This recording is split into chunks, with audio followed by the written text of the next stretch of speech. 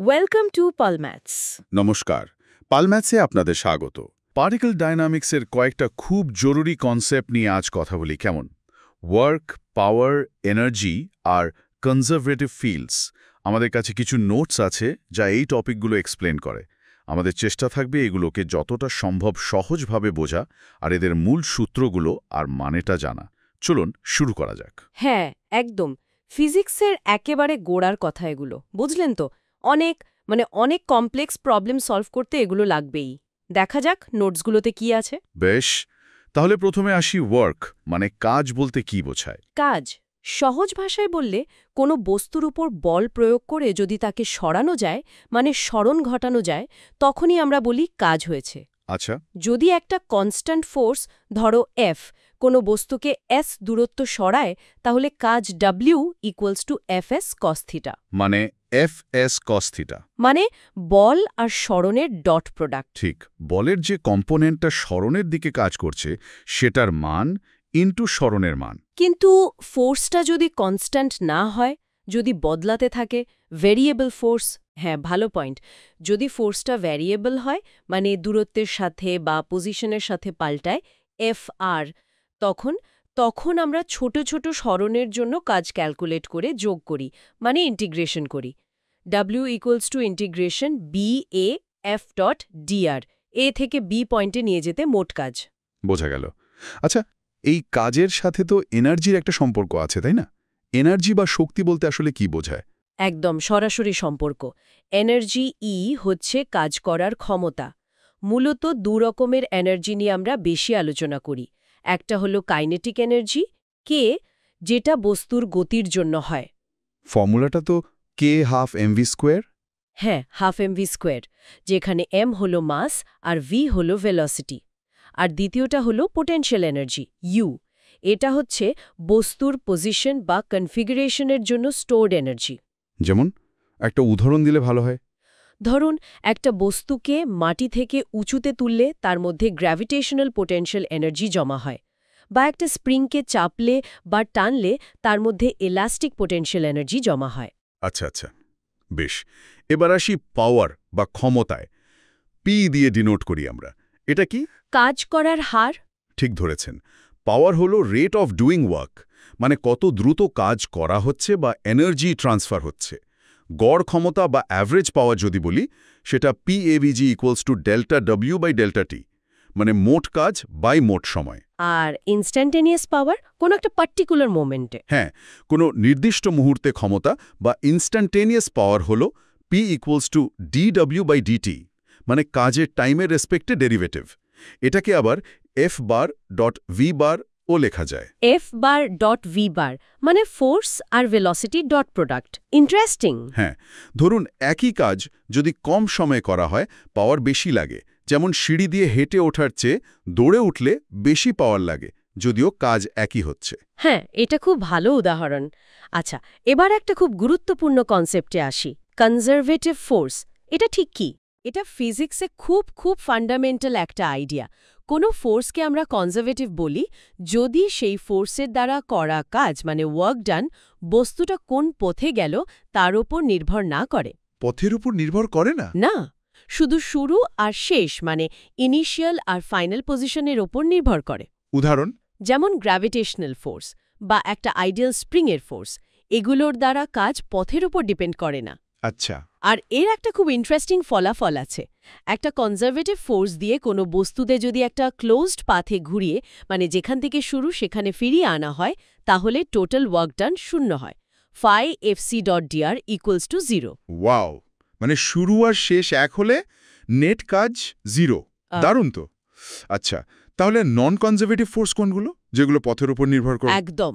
সবচেয়ে কমন উদাহরণ হলো ফ্রিকশন বা ঘর্ষণ। ধরুন আপনি একটা টেবিলের ওপর দিয়ে একটা বই ঠেলে সরাচ্ছেন। যত লম্বা পথ দিয়ে সরাবেন, ফ্রিকশনের বিরুদ্ধে তত বেশি কাজ করতে হবে, তাই না? হ্যাঁ, তা তো বটেই। তাই ফ্রিকশন হলো নন কনজারভেটিভ, এর রেজিস্ট্যান্সও তাই। বোঝা গেল।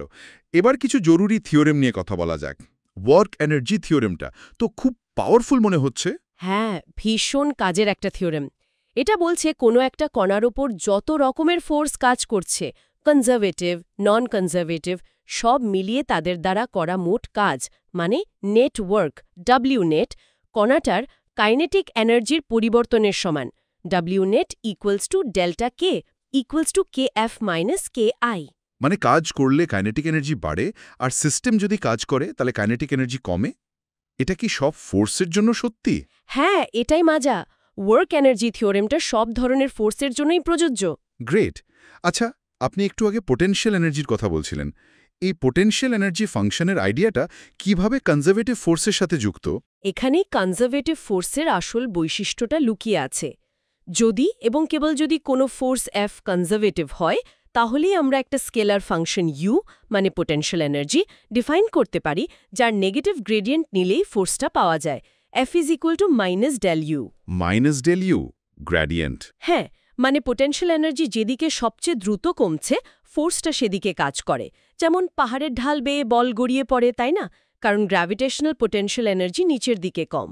ম্যাথমেটিক্যালি বললে কনজারভেটিভ ফোর্সের কল 0 হয়। del × F = 0। ও আচ্ছা, তার মানে পোটেনশিয়াল এনার্জির কনসেপ্টটাই আসছে কনজারভেটিভ ফোর্সের জন্য। এটা তো প্রবলেম সলভিংয়ে দারুণ কাজে লাগার কথা। একদম। আর ঠিক এখান থেকেই আসছে principal of conservation of energy, শক্তির সংরক্ষণ সূত্র। সেটা কি? যদি কোনো একটা আইসোলেটেড সিস্টেমে শুধু কনজারভেটিভ ফোর্স কাজ করে, অন্য কোনো ফোর্স যেমন ফ্রিকশন বা এক্সটার্নাল ফোর্স না থাকে, তাহলে সিস্টেমটার টোটাল মেকানিক্যাল এনার্জি মানে কাইনেটিক এনার্জি K আর পোটেনশিয়াল এনার্জি U এর যোগফল কনস্ট্যান্ট থাকবে। E = K + U = ধ্রুবক। মানে KI + UI = KF + UF। ঠিক তাই, এনার্জি এক ফর্ম থেকে অন্য ফর্মে কনভার্ট হতে পারে। যেমন পরন্ত বস্তুর পোটেনশিয়াল এনার্জি কাইনেটিক এনার্জিতে বদলায়, কিন্তু মোট মেকানিক্যাল এনার্জি একই থাকে। কিন্তু রিয়েল লাইফে তো প্রায় সবসময় ফ্রিকশন বা এয়ার রেজিস্ট্যান্স থাকে, মানে নন কনজারভেটিভ ফোর্স। তখন এনার্জি কনজারভেশন কিভাবে কাজ করে? খুব ভালো প্রশ্ন।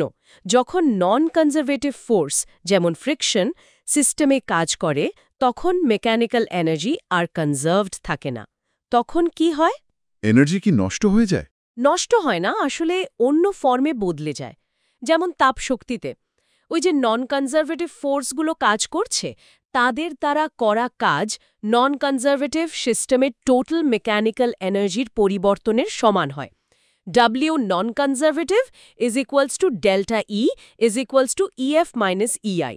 ও আচ্ছা, মানে নন কনজারভেটিভ কাজটা মেকানিক্যাল এনার্জি চেঞ্জ ঘটায়? একদম। ফ্রিকশনের জন্য কাজ তো নেগেটিভ হয়, তাই মেকানিক্যাল এনার্জি কমে যায়, ডেল্টা E নেগেটিভ।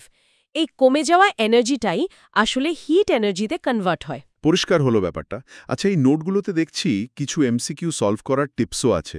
যেমন কোয়েশ্চেনে কি চাওয়া হয়েছে সেটা আগে আইডেন্টিফাই করা, তারপর রেলেভেন্ট ফর্মুলা যেমন U = mgh, K = ½ mv², W = F vector into S vector, P = F vector into V vector, impulse J = m delta V।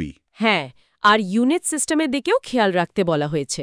SI নাকি CGS, যেমন G এর মান 9.8 মিটার/সেকেন্ড² ধরব নাকি 980 সেন্টিমিটার/স্কয়ার, ক্যালকুলেশন ঠিকঠাক করা। আর শেষে ডাইমেনশনাল অ্যানালিসিস দিয়ে চেক করা, যেমন পাওয়ারের ডাইমেনশন P = ml²T-3, এনার্জি বা ওয়ার্কের U = ml²T-2, ইম্পালসের J = ml_T-1। কিছু কনভার্সন ফ্যাক্টরও মনে রাখতে হবে, যেমন 1 HP প্রায় 746 ওয়াট বা 1 অর্গ হল 10⁻⁻7 জুল।